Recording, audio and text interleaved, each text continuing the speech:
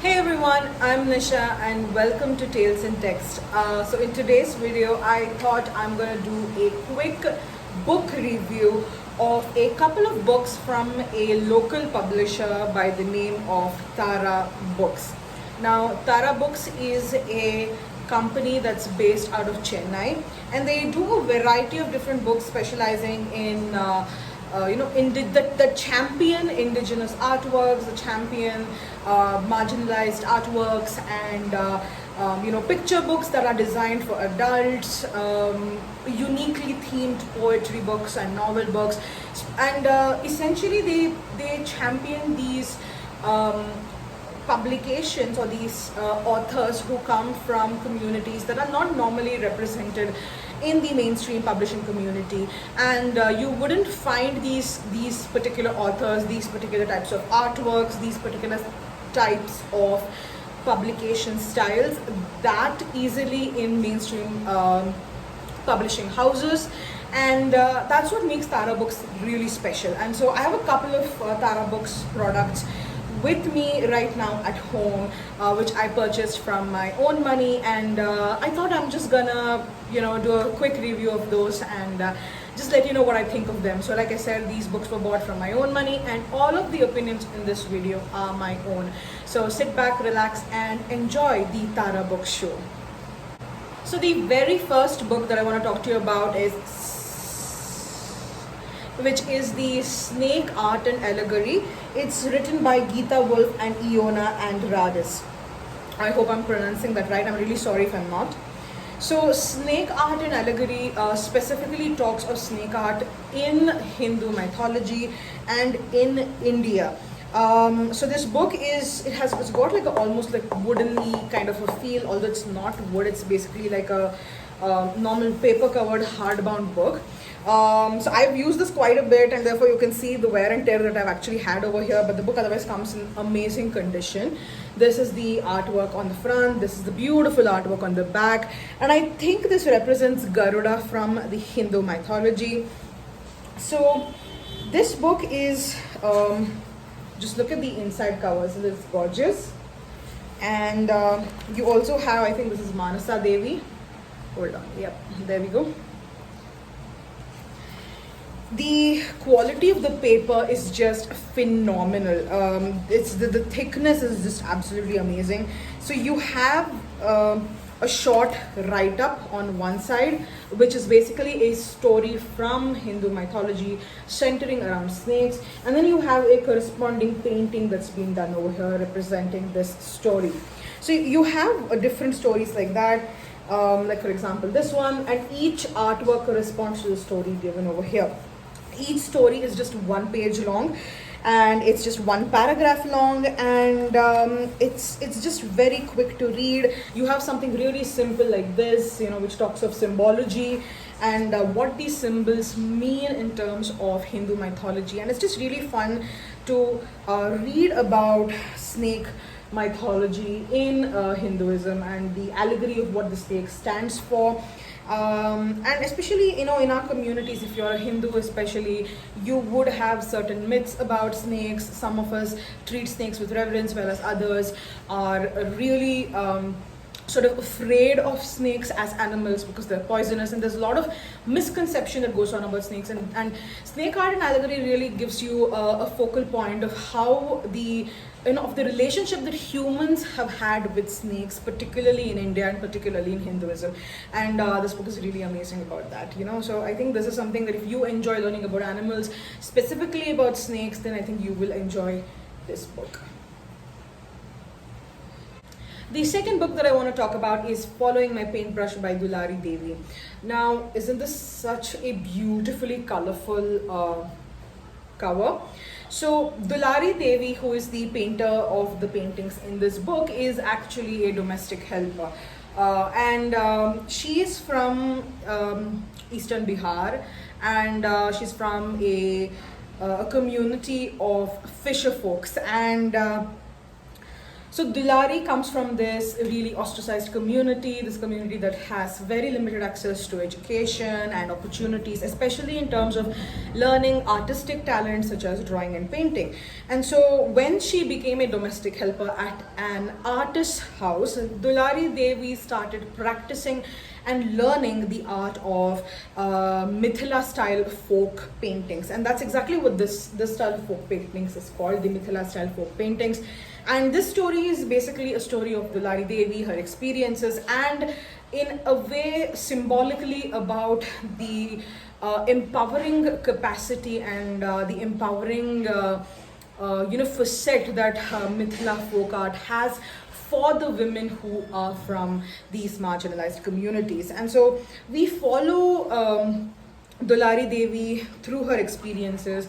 Again, this book has tons of paintings. It's just absolutely beautiful, with a little bit of write-up about, about the artist herself, and how she grew up, the kind of experiences she's had in her life, and how the art form that she is renowned for today helped empower her and helped give her so many opportunities with other women and other people in her community seldom get. And so this book is once again absolutely beautiful, and just look at the quality of the paintings. Once again, the pages are magazine quality. This is Dulari Devi in action right here. And I just okay, I didn't know that this book was also available in, I think, Tamil. So if you know Tamil and if you want to read it in a language other than English, I think you can definitely pick this up. I just love looking at the paintings. They make me feel so happy. The color of the cover itself, which is bright fuchsia pink, it just energizes me when I pick this book up. And I think anyone who's interested in the Mithila folk style painting, or who wants to just own this colorful, beautiful book with amazing pictures and a story of a woman who empowers herself through the power of art, will enjoy this book a lot. The third book that I want to talk about is Hope is a Girl Selling Fruit. And this book is by Amrita Das. Again, the author is the painter of the paintings in this book. This is the back cover. It's just absolutely gorgeous. This kind of reminds me of Christmas. And this is the front cover. And so this book is actually about the author's experience on a train journey. The author, the artist, I think I couldn't call Amrita Das both, but I think I'd rather call her the artist, because the art book is her domain and her specialization. So the artist Amrita Das wanted to paint what women's lives looked like when they were just, let's say, traveling on a train. And so on one of her train journeys, she took a look at the women around her and imagined what their lives would be like, imagined her own life, and just sort of brought these narratives together to create a spectacular train journey that takes you on to such a beautiful world. So this is like a collection of all of the paintings that you'd find in this book, and this is just stunning if you ask me. So once again, as usual, so Tara Books, like I said, they specialize in these picture books wherein the art is what takes center stage compared to the write-up. So you'd see a lot of artwork over here. So if this is something that you enjoy, if you like collecting art books in particular, you're going to enjoy Tara Books. And again, Hope is a Girl Selling Fruit, talks of, it champions the, the internal thoughts, internal struggles, the perceptions of the artist Amrita Das, when it is juxtaposed against the realities that are taking place in life. So it's a simple story, right at the surface, superficially if you consider it, it's a very simple story of what a girl sees when she's on a train ride. But then if you dig deep, it's sort of like opening up a fruit that has a plethora of flavors inside. The complexity of the story opens up one after the other, like sort of like a 1,000-petal lotus, for example, wherein it gives us gives us a way to experience multiple lives in a single sitting. And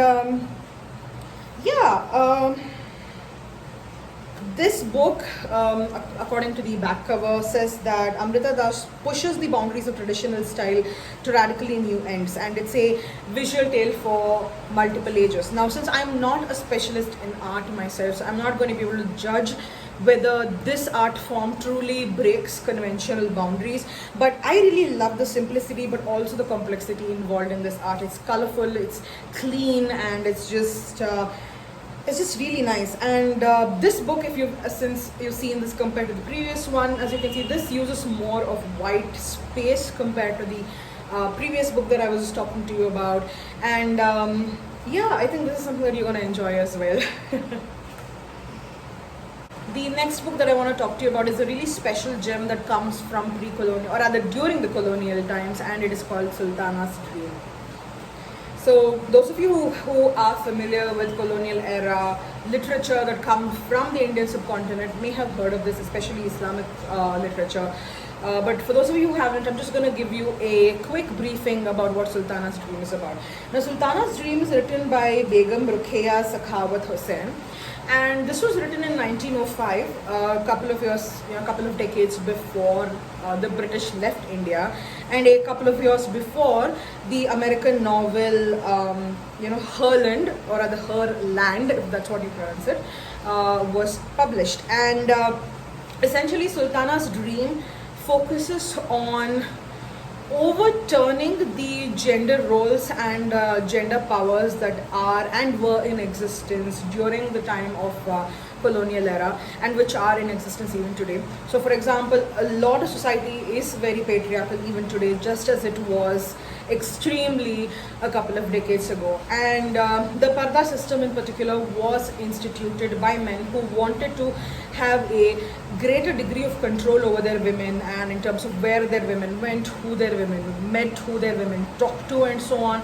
And so the parda system was a way of keeping tabs on women and keeping control of who was able to interact with these women and who these women were able to bring into their lives. And Sultana's Dream sort of subverts and sort of turns this parda system on its head by exploring a potential parallel universe, you could call it, where it is the women who are smarter and who are more powerful, and it is the men who are dim-witted, or rather, even if I wouldn't go so far as calling them dim-witted, that they aren't as smart as the women. And in this book, Sultana's Dream, you see a woman's desire for a world where it isn't the women who were, subjected to the parda system, but the same system was turned over its head, and it was the men who were subjected to this parda system. It was the men, by extent, it was the men who were subjected to all these rules and restrictions that women were subjected to. And what would such a world look like? So the story is more than a century old, and the artwork has been done by Durga Bai, who is from the Gond tribe in central India. And so this is what the front cover looks like, this is what the back cover looks like, and this book is just a real eye-opener. Now this book actually has a good balance of story and artwork. So if there's a book that you want to start out with, especially in terms of the kind of books that you want to take from Tara Books, and you're not really keen on investing in a picture book per se, you'd want something with a story, then I think this book is definitely one to choose, because you also get to read the more than 100-year-old story, this really iconic piece of feminist Islamic literature from colonial India, which not a lot of people may know about, and which is a seminal work in terms of expressing women's individualities and trying to further the cause of feminism. So you not only have this beautiful narrative that comes into picture here, but you also have this amazing Gond artwork, which is again one of the most renowned forms of indigenous artworks from India, which makes its way around the world in the form of paintings and prints on cloth and so on. And I think it's a beautiful way to kind of champion both of these creations that come from the subcontinent. And yeah, I think you're going to really enjoy this if you like reading books which champion local narratives, local dreams, the dreams of our women, and which are as true today, which hold as true today as they did hundreds of years ago. And yeah, I really think this book is amazing. It's a must-have in everyone's library, especially if you enjoy reading works from the Indian subcontinent, especially because it combines not only just this narrative from colonial India, not only does it combine an Islamic narrative, an Islamic piece of literature, which is so important even today. It also, like I said, champions the artwork as well. So, Sultanas Dream. The next book that I want to talk about is Drawing the City, and this is just as colorful. So this book is actually, the original text from this book is from something called Salai Selvam. The English text was translated by Geeta and Geeta Wolf, and it's based on the oral stories of Teju Behen. So Teju Behen is a singer and self-taught urban folk artist from Ahmedabad. So this entire narratives in terms of both the sort of, you could call it prose, but it's sort of also poetic prose in a way. So these folk tales, folk songs that are represented in this book, and the artwork represented in this book are both by the self-taught artist Teju Behen. And they talk of her life and the lives of her compatriots, the other women in her community, and people and things that she sees around them. And this book is once again a really good way to look at just look at how beautiful this artwork is. This is a hardcover book with such a phenomenal paper quality. I think all of Tara Books papers are just amazing. And it talks of Teju's life as a child, her friends, her going into the forests and collecting resources for the entire community, her time as an artist, and what she feels and what she experiences, and it's just absolutely stunning. And this is once again a book that is heavy on the artwork as compared to, let's say, Sultanas Dream, which is more sort of equally balanced in terms of both art and literature. And again, this is something, just a suggestion. If you want, you can do it. If you don't want, you don't have to do it. If you don't prefer your books to be black and white, you can easily color them in. So as you can see, there's plenty of space here. And although this book wasn't really designed to be colored in, I mean, it's your book. You can do whatever you want with it. So if you want this book to be more colorful and you don't want this black and white style, you can just color it in if you like. There's just plenty of things that you can do here. I think that's one of the best parts of this book, that it gives you so much scope for doing a lot of coloring in, and while also reading a bit about, so as you can see, there's just like a tiny portion over here about Teju's personal experiences, her personal thoughts and feelings, and she essentially draws the city that she's living in. Not just the city, but the village in which she grew up and where she was born, and to the city that she migrates to, what she sees around her. And you get the sense of where she both acquires something in terms of gaining new experiences because she's in a new city that has so much to offer, but also this loss, because she's left this place where there's this deep sense of community, this deep communal feeling with this sort of resonance with nature, which I'm sure even you resonate with right now, wherein in city dwellers, we don't tend to have such a huge resonance with nature, purely because we are all surrounded by concrete jungles, right?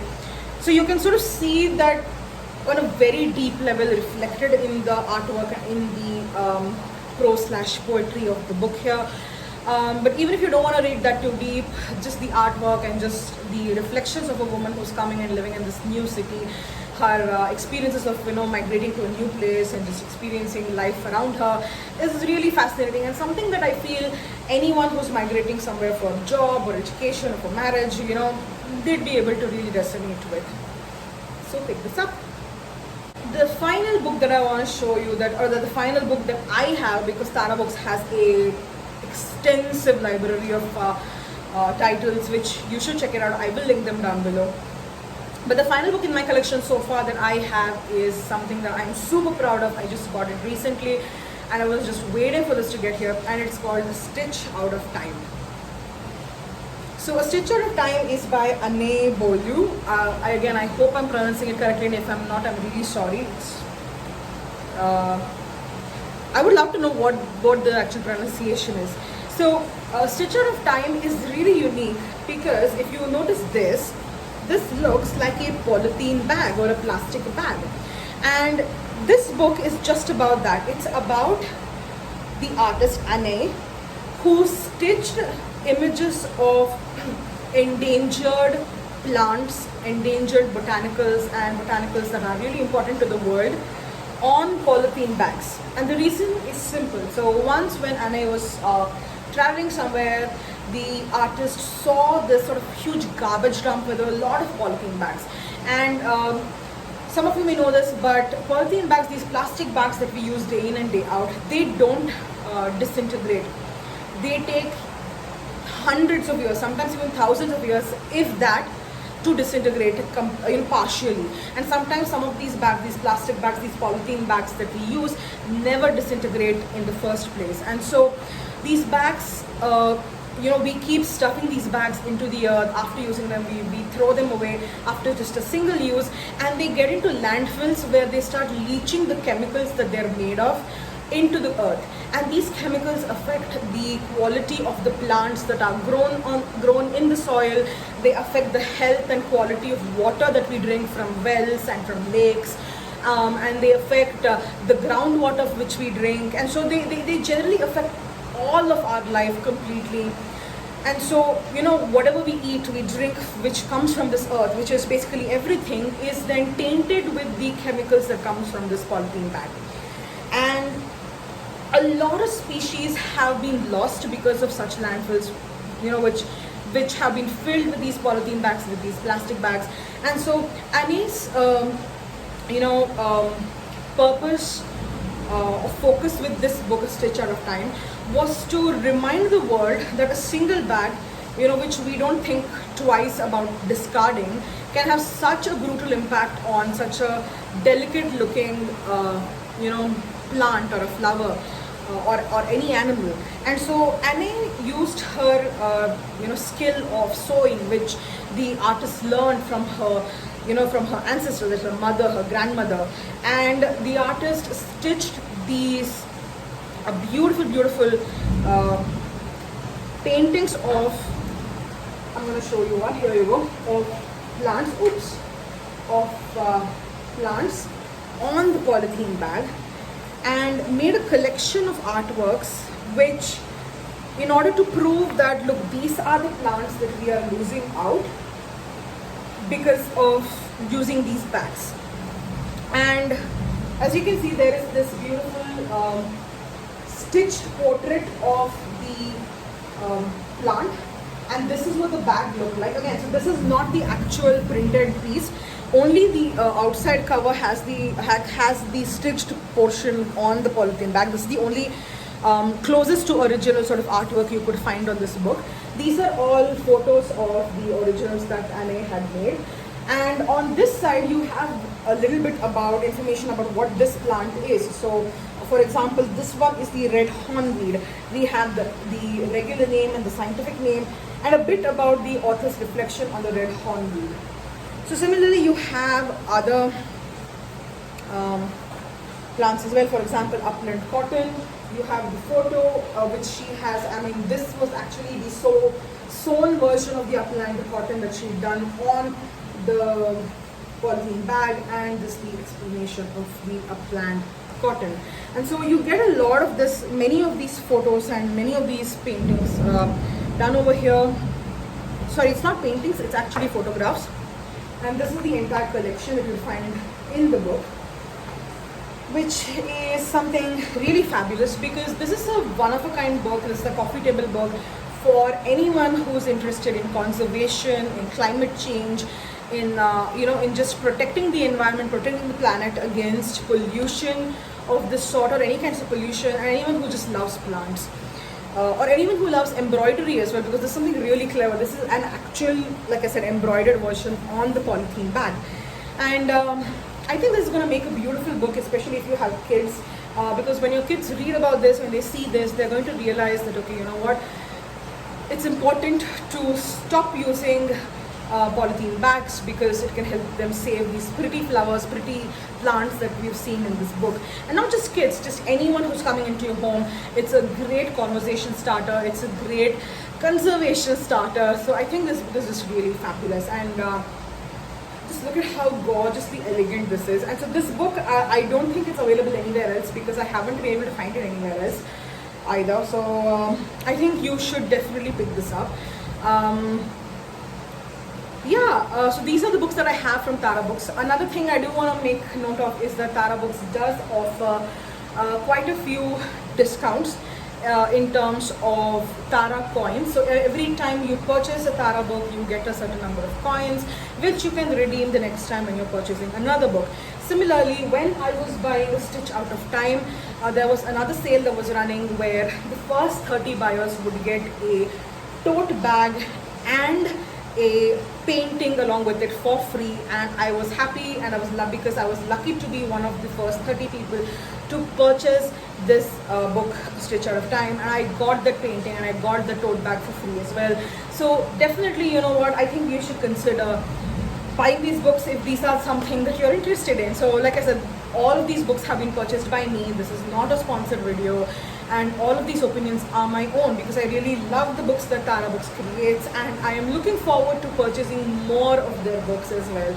So yeah, let me know in the comments below, do you have a Tara Books book, and which one do you have? If you don't, which one are you planning to get, and did you like any of the books that I've shown here? So let me know. And yeah, I'll see you later. Thank you so much for watching this video. I hope you have a wonderful day, and I'll see you next time on Tales in Text. Bye.